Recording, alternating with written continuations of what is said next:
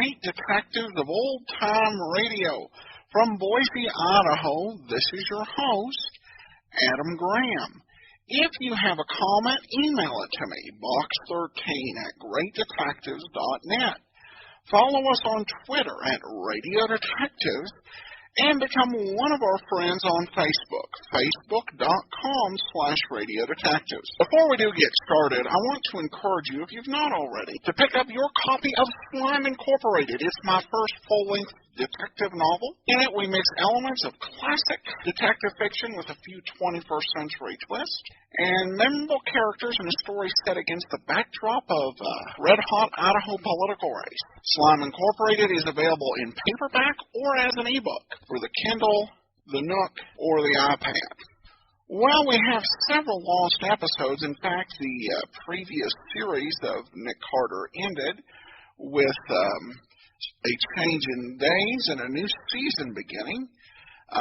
This episode here is approximately 10 episodes after the last one, and we'll get into that a little bit later, and certainly it's a quite unusual one. So here from August the 25th of 1946, and again I'm saying that provisionally, is the case of the Red Goose murder.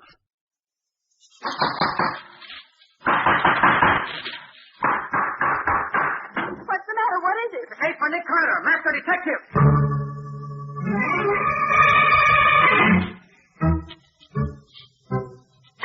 Yes, it's the case of the Red Goose murder. Another case for that most famous of all manhunters, the detective whose ability at solving crime is unequaled in the history of detective fiction, Nick Carter, master detective.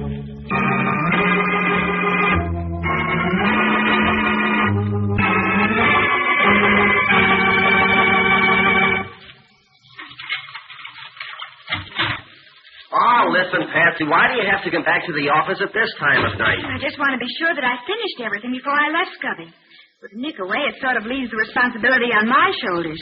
Okay, but shake it up, will you? The last show starts at 8:40, and it's 8:20 now. This won't take but a minute, Stubby. I simply want to have everything in order for the morning. That was a good feed we had, wasn't it? That sound was out of this world.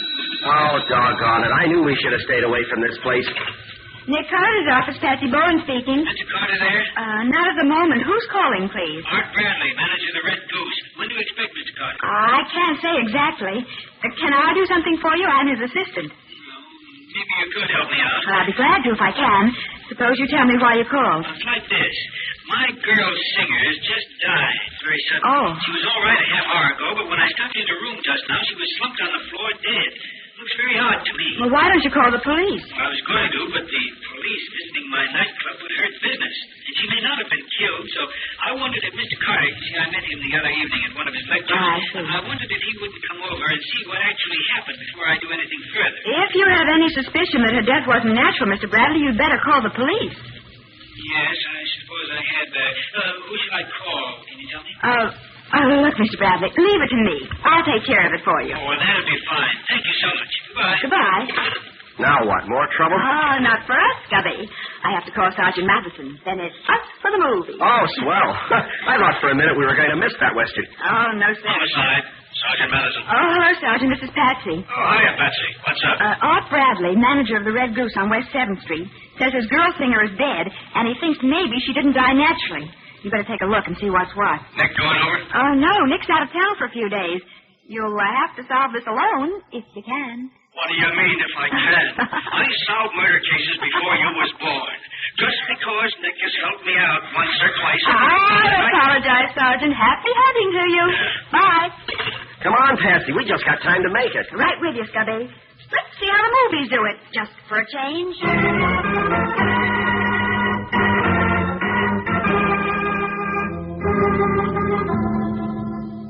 So this is just the way you found her, Bradley, huh? Nothing been touched? Nothing, Sergeant.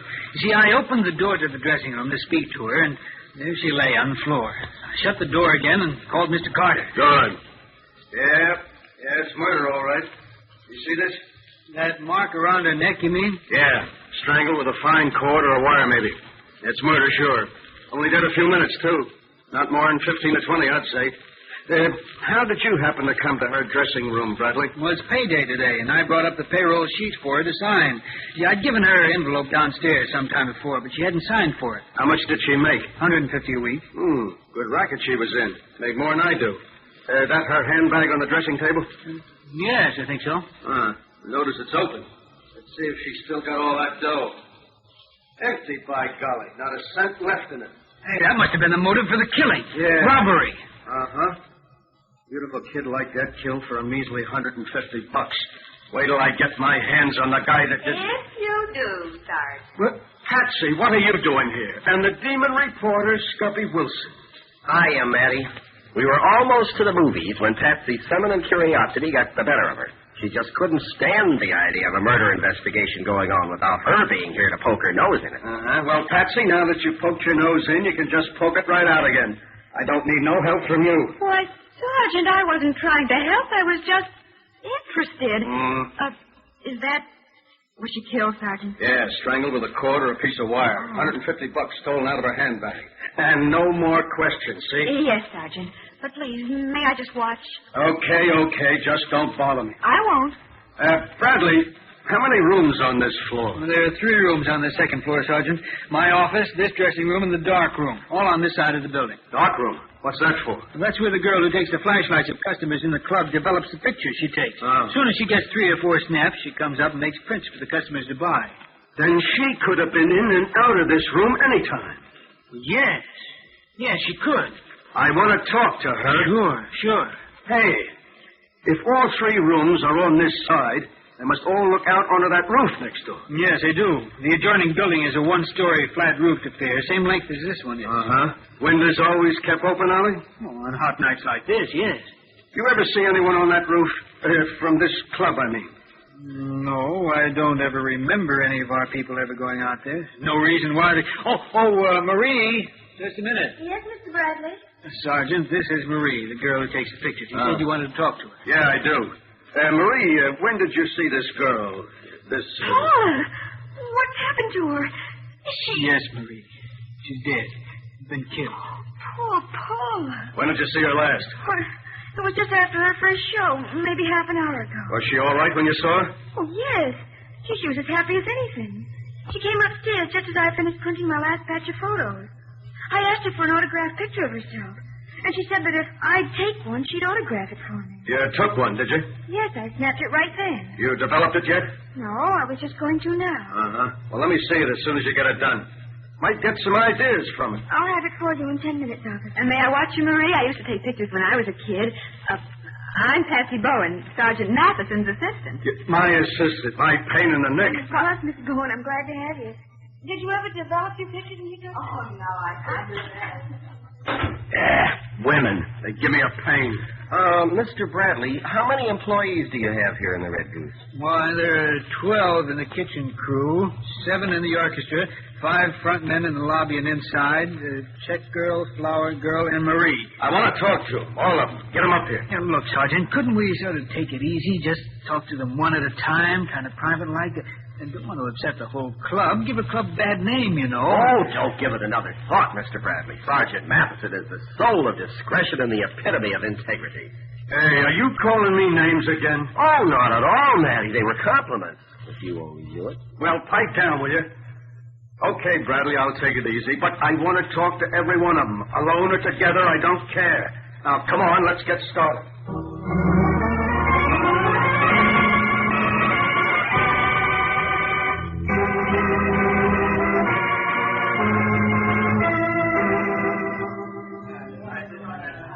Hey, Sergeant. Yeah? Got some news for you. Yeah? What is it, Stubby? Your homicide squad is all through. Just left. Oh, some news. That helps a lot. You finished your checkup? Yeah, we've accounted for all but 2 waiters and 1 of the front men. And all 3 of them have been with me for years. They can't be mixed up in this. Who says they can't? Anybody could be mixed up in it. But we'll let him go for now. I want to ask that Marie a few questions. She's the one nobody can check up on. Let's go back up and see what she's got to say for herself. If you don't mind, Sergeant, I'll stay down here. You 2 go right ahead. Ask her anything. All right. Come on, Stubby. Right with you, Matty, old boy. Bradley says she only makes $35 a week. What she can get out of the customers. She could have needed that money. Oh, she seems like a nice kid, Matty. I don't think she'd be You mixed up. too? When will you guys learn that appearances don't mean a thing? Oh, there you are. Oh, I was going to look for you. Marie's been waiting to show you the picture she took of Paula. Here it is, officer. yeah. Just think, she'll never autograph it for me now. Looks happy enough. And look at this one, Sergeant. What? That's the picture Marie took while Paula was singing her last number. See her in the background? Yeah. And see whose picture it is. Hey, that's Alworth Van Keppel, the millionaire playboy. Uh-huh.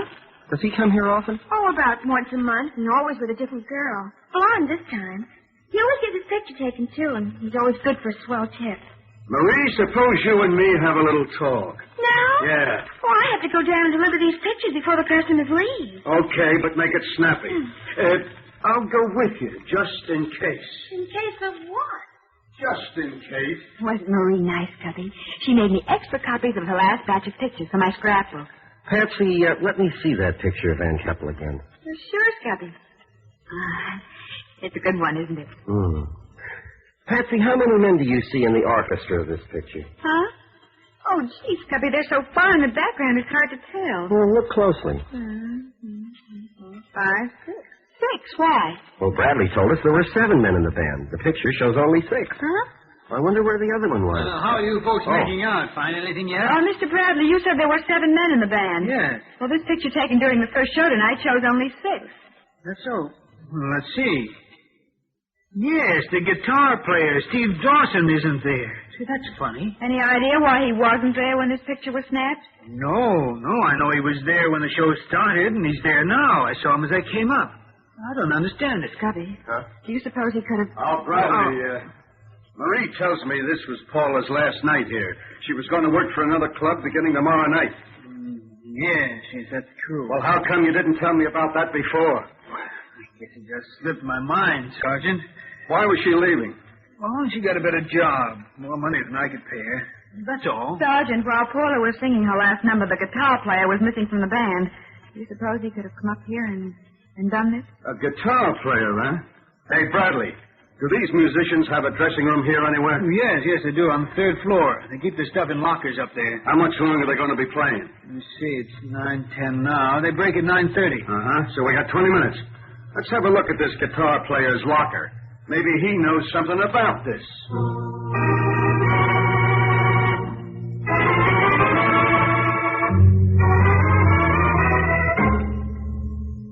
Which one is this Steve's locker? It's the 3rd one from the left. It's got his name on it. Good.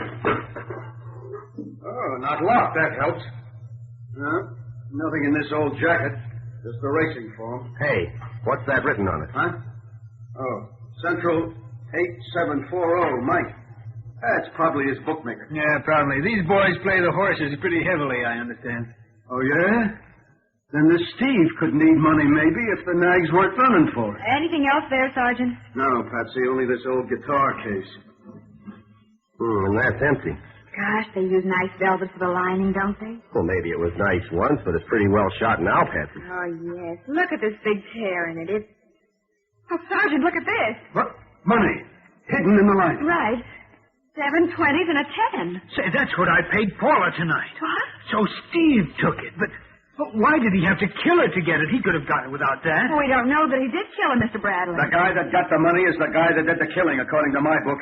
Hey, Bradley, get Steve Dawson up here. We'll see if he can get out of this.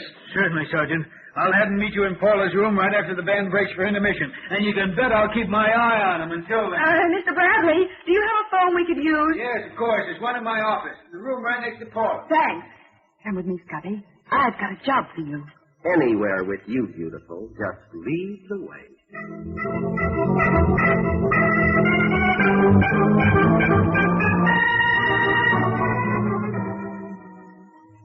You say you want me to call this number we found on Steve's racing form? Right, Scubby. And ask for Mike. Oh, do you want me to ask him anything Oh, special? no. Just say it's Steve Dawson calling. Yeah. Then stroll around and see if maybe he won't let something slip about Steve's finances. Okay, what can we lose? Here goes. Right. 8, 7. Oh, I wish I knew what this Steve's voice sounds like. Well, just talk a little husky, as if it were a bad connection. Mike'll never know the difference. I hope. The Purple Pig. Good evening. Well, hello. Is Mike there? This is Mike. Who's talking? Steve Dawson. Oh, yeah. ready for me? Well, I've got part of it. Part of it. Hey, listen, you know what I told you. You have it all when I call for it tonight, or else the whole $300 you borrowed and the $100 interest for the 2 weeks you had it. Well, isn't there some way I can let you have part of it now and the rest Got a little... the sword, Dawson. 400 smackers in a bunch by 1 o'clock tonight for trouble. And I mean trouble. Okay, Mike. Goodbye. So Steve did need money. He sure did. $400 by 1 o'clock tonight, and no fooling around either. So Steve might have needed that money so bad he'd be willing to kill Paula to get it. Well, it sure looks that way from where I sit. I wonder if... Stubby, what's that on the floor over under the window? Huh? Oh. Looks like tar. Tar? Yeah. Tar off somebody's heel. Maybe somebody was out on the roof and got some on his shoe. Mr. Bradley said nobody ever went out there. But look here. Here's a smudge on the windowsill, too, Scubby. Do you suppose... Have you got a flashlight, Patsy? Yeah, my swore one's here in my bag. I think I'll have a look at the roof outside this window. There might be footprints or something. If you're going out there, I am, too. Give me a hand. Okay, beautiful. Here. Easy now. There you are. Hey, tar on this roof is soft, isn't it? Yeah, tar roofs generally get that way on warm days. No, I don't see any prints here anyway. Well, that doesn't prove anything, of course. Soft tar wouldn't hold prints very well. Scubby, this fireplace must fire escape. Oh, I'm getting all mixed up. Must be the one that goes up to the musician's locker room. Well, it probably is. I remember seeing one when we were up there before. Is Paula's body still in the room? No, they took it away after the homicide boys finished their investigation. Oh, I'm glad of that. I don't... Oh. What's the matter? I tripped over something. Caught my toe in it. Well, there's nothing here, Patsy. Oh, wait. Huh? Ah, here's an old guitar string. Maybe you tripped on that. An old guitar string. And Steve plays the guitar. Funny, isn't it? How do you mean funny? The sergeant says Paula was choked with a cord or a piece of wire. Of course. And finding this guitar string here is no coincidence at all. I wonder. What do you mean, I wonder? Huh? Oh, I don't know, Scubby, but that's what Nick always says when he's not sure of something. Oh, his master's voice, huh? Something like that. I'm just trying to think the way Nick would do it if he were here. Oh, I wish he were here, too. Oh, I don't know. It looks pretty open and shut to me. I know it does, but that's always the time Nick says to... Scubby, there's one of the musicians just coming into Paula's room. That must be Steve Dawson. Yeah, come on. I want to hear what he has to say. You want me, Sergeant? Yeah, come on in. Have a chair. Mind if we join you, Sergeant? For the love of Pete, what are you two doing out there on the roof? Oh, just looking at the stars, that's all. Do you mind if we come in? I don't mind what you do so long as you don't get in my way. Thanks. Help me up, Scubby. All right, here you are. Now, easy. Watch the sill. There. Thanks, Scubby. Won't you come in, too, Mr. Wilson? Oh, delighted, Miss Owen. So kind of you to offer. Will you two ever stop clowning? This is a murder case. Murder? What have I got to do with a murder? Everything, if I ain't mistaken, Dawson. Where were you at about 8 o'clock tonight? 8 o'clock? Yeah. Playing with the band, same as always. That's so. Patsy, where's that picture you had? Here it is, Sergeant. Thanks. Now then, Steve, show me which one in this picture is you. Why, I don't seem to be there. When was this taken? During Paula's last number in the first show tonight. Now, where were you? Oh, yeah, I remember now. I was late coming in. Mr. Bradley said you were there when the show opened. Huh? Oh, yeah, I had to step out for a minute. You need money pretty bad, don't you? Money? Yeah. No, I just got paid tonight. I got plenty. You didn't get paid enough to repay the loan Mike made you. $300 plus 100 interest. Hey, what's that? Where did you find that out? Mike told us. Mike? What do you know about Mike? And he's calling for it at 1 o'clock tonight, isn't he? I don't know what you're talking about. No? Then why did you kill Paula Windsor tonight and then swipe $150 from her purse? And don't try to lie out of it. We found the money in that old guitar case in your locker. I didn't kill her. I swear it. Sergeant, we found this on the roof just outside the window. What's that? A string for a fiddle or something. So what? Could be a guitar string, Matty. What? That settles it, Dawson. You saw Bradley give Paula her salary earlier tonight, so you sneaked off the bandstand during her last number, came up to her room, and tried to sneak her purse. She caught you, and you killed her. No, I didn't kill her. I didn't. You strangled her with a guitar string you happened to have in your pocket and threw it out the window. I didn't kill her. She wasn't even in the room when I took the money. Oh, so you admit you stole the money. Yeah. Yes, I stole it, but I didn't kill her.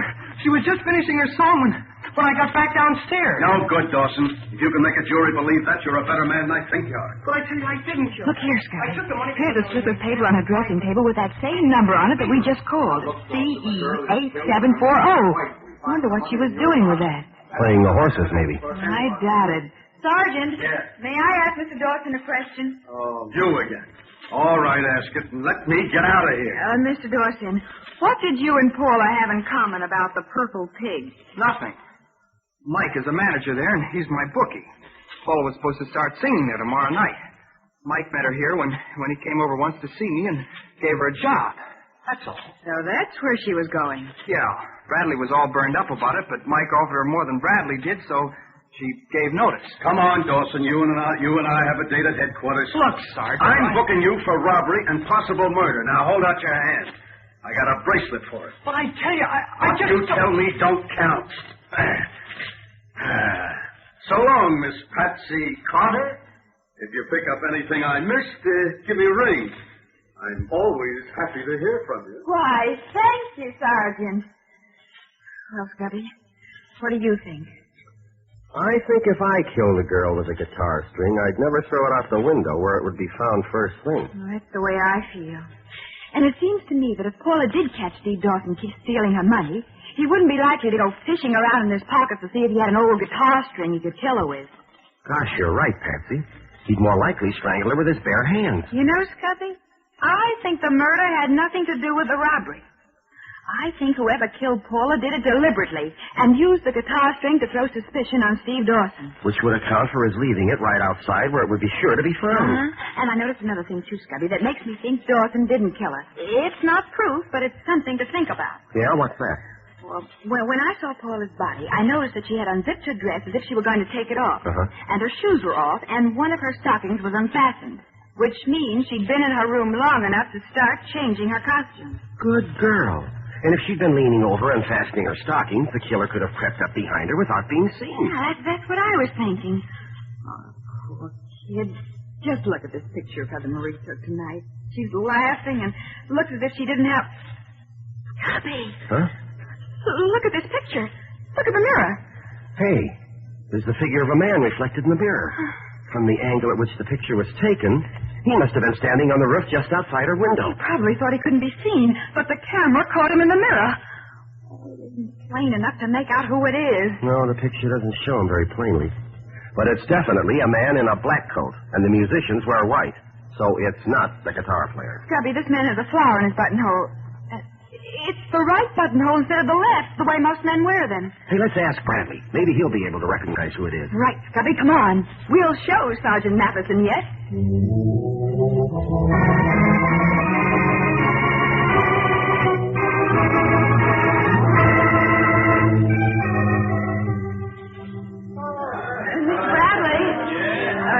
We've got something to show you. Can we go somewhere where it won't be so noisy? Yes. Suppose you go right in here. With the door closed, you can at least hear yourself think. Yes, this is better. Now, what have you found that would interest me? Mr. Bradley, this picture was taken this evening in Paula's room right after the first show. Oh, yes, I remember Marie saying that she took one. If you look in the mirror, you can see the reflection of a man standing outside her window on the roof. What? Yes, I see. It's a pretty pity it isn't a better picture of him so we could recognize who it is. Mr. Bradley, have you ever been out on the roof outside your office? What?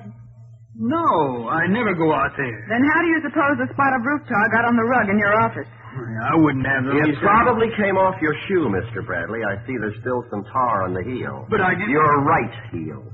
Say, look here, are you implying that I killed Paula? I am. I didn't realize it until I saw you again just now. But you wear your flower in your right lapel. Practically no one does that. You're a pair of idiots. Why should I kill Paula? I had no motive to do a thing like that. I don't understand about the motive part either, Mr. Bradley, but I'm sure you killed her. Now, see here. Just because I happened to be standing outside Paula's window when Marie snapped that picture doesn't prove that I killed her.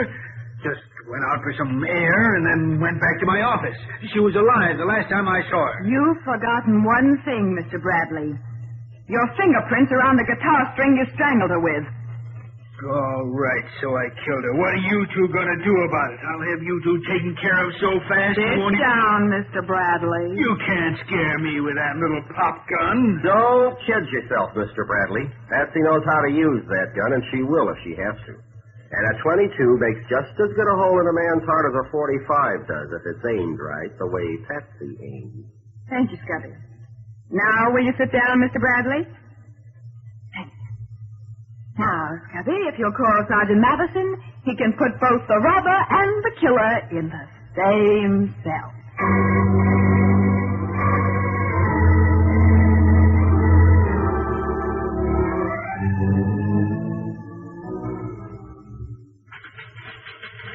You mean you're going to be at that typewriter for another hour yet? I'm sorry, Scubby, but I have to have a full report ready for Nick when he comes back. And I want to get it down in black and white while it's still fresh in my mind. Okay, I quit. I'm going home. I'll see you again sometime, I hope. Why, I hope so, Scubby. Give me a ring sometime when you're free. Oh, darn you, Patsy Bone. If I wasn't in love with you, I'd wring your neck. Good night, Scubby, dear. Good night. Poor Stubby. Let's see. Where was I? Oh, yes. Nick Carter's office, Patsy Bowen speaking. This is Matty, Patsy. Oh. I just wanted to tell you, Bradley made a full confession. He did? Yep. Oh, that's good. I'll put that in my report, too. Oh, what'd he say? He said he planned to kill Paula tonight, so he waited on the roof outside her window for her to come back from the floor show. Uh-huh. It was while he was standing out there that he saw Steve Dawson swipe the money out of her purse. Oh. Well, that gave him the idea that he could have a perfect alibi by making Steve the goat for the killing as well as the robbery. So he went up the fire escape to the musician's room, found an old guitar string Steve had thrown out, and got back outside Paula's window just in time to see Marie snap her picture. I see. And then, while she was changing her clothes, he crept up behind her and strangled her. And threw the guitar string out on the roof where it would be found by the police. Or by someone else. Yeah. Did he say what his motive was? Yeah. He loved Paula, but she turned him down cold. Oh. He discovered this. He gave her her first job. He felt she owed him something, but she told him to his face that he had done nothing for her and that she was leaving him for a better job with a better man. Well, that made him so mad, and the fact that he really loved her desperately, that he decided if he couldn't have her, nobody else was going to. Oh, the poor guy. Love is an awful thing sometimes. Yeah. Especially if it's not returned. Yeah, but look, Patsy, there's one thing I don't understand. You said you told him his fingerprints were on the guitar string. Now, what was the idea of that? Well, Nick always has something to clinch the case with, so I happened to think of that. But you ought to know a guitar string wouldn't take any fingerprints. Well, sure, Sergeant, I knew it. But Mr. Bradley didn't.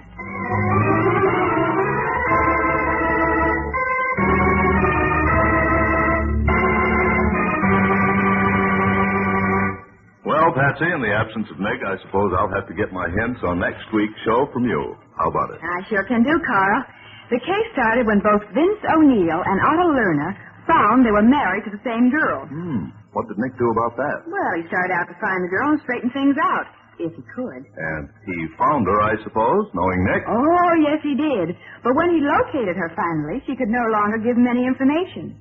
She'd been using a new jar of cold cream and taking a bath. Well, what does that have to do with it? Why, everything. That and the fight on the train. Yeah. All right. What's the name of the story? We call it The Case of the Extra Husband.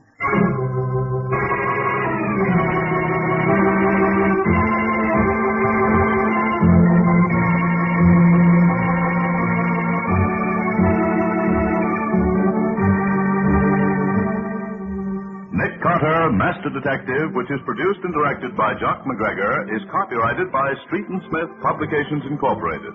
Pictured stories of Nick Carter appear in every issue of the Shadow comics. In the broadcasts of Nick Carter, Master Detective, Lon Clark is starred as Nick, Charlotte Manson is featured as Patsy, Matty is played by Ed Latimer, Scubby by John Kane. Original music is played by George Wright, script is by Jock McGregor. Any resemblance in these programs to actual persons, living or dead, or to actual places is purely coincidental. Nick Carter, Master Detective, is presented over most of these mutual stations each week at the same time. This is Carl Caruso saying, so long until next week.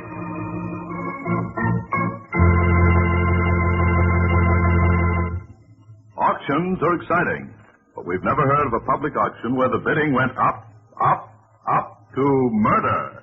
There's your promise of thrilling mystery entertainment again tomorrow night over these mutual stations on Bulldog Drummond's case called Upholstered for Murder. That's Bulldog Drummond, Mondays on Mutual. This program was heard in Canada through the facilities of the Canadian Broadcasting Corporation. This is the Mutual Broadcasting System.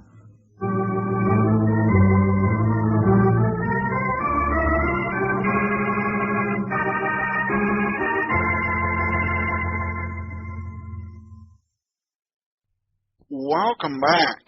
Sometimes it can be easy to compare episodic Golden Age programs to their television counterparts. However, there are some times when there's not really a comparison at all, except perhaps to soap operas. Well, most detective shows, in the United States anyway, do about 22 to maybe 24 episodes a year. A program like Nick Carter really ran, unless there was a preemption, constantly all the time for the better part of 12 years without even a break. Ideally, you'd like the star to be there week in and week out to record the program, but sometimes that just doesn't work out. And what do? I think the majority of programs, the answer to what do you do, is you bring in a substitute for your lead character. And we've seen that numerous times. Going back to Sherlock Holmes, Tom Conway was out 1 week, and Ben Wright was brought in. Frank Graham out for a few weeks, replaced with Paul Duvall on Jeff Regan. Bob Bailey, unable to perform 1 week on Let George Do It, replaced by an actor named Ken Peters. The radio program Yours Truly, Johnny Dollar, didn't have that problem because it was in the mid to late 50s because it was transcribed and recorded 3 weeks in advance. So if for some reason Bob Bailey wasn't able to make his recording session, they just go ahead and reschedule. This was not the case in the mid-1940s for Nick Carter. The solution they tried, which is less popular, is to let the supporting characters come in and solve the case. I think both solutions definitely present some problem. In one case, you're really asking the audience to go ahead and believe that some other voice is Nick Carter or Jeff Regan or Philip Marlowe, and that can be a big leap for people who listen week in and week out. On the other hand, with a mystery program, if you have your supporting characters go in and solve the case, the question could be raised, why aren't they this smart or resourceful all the time? The way they manage this with Patsy is probably not the way that I would choose to do it. But essentially, they give her a case here where the typical 1940s woman eye is key to being able to solve the case. She's contributed these sort of clues to Nick's investigations, but never in such an important capacity. And overall, the case works well, although you have to feel for poor Sergeant Matheson, because when in Nick Carter's week off, he doesn't even get to solve the case. Nick's sidekicks beat him to the punch. Now, regarding the dating of this episode, the lost episode since last week, the case of the missing alarm clock, the case of the unwilling criminal, the case of the black key, the case of the beautiful brunette, death after dinner, I hope it was a good dinner, the case of the double cross, the case of the diplomat diamond, the case of the immigrant girl, and the case of the useless shot. Now, the log for OTRsite.com actually lists the case of the extra husbands as the story that aired on August 25th of 1946. However, since we heard that the case of the extra husbands announced after the case of the Red Goose murder, which the OTR site log has airing on September 1st, we can only conclude that they got the order of shows inverted. And this is further backed up by the RadioGoldIndex.com, which states clearly that the transcription date for this particular program was August the 25th. So that's all we have to say about that. As Forrest Gump would say. All right. Well, that'll actually do it for today. We will be back tomorrow with yours truly, Johnny Dollar, and then join us back here next Thursday for another episode of Nick Carter, Master Detective. In the meantime, send your comments to box13@greatdetectives.net. Let me know what you thought of Nick Carter without Nick Carter. You can also mail the show at P.O. Box 15913, Boise, Idaho 83715. That's P.O. Box 15913, Boise, Idaho 83715. But from Boise, Idaho, this is your host, Adam Graham, signing off.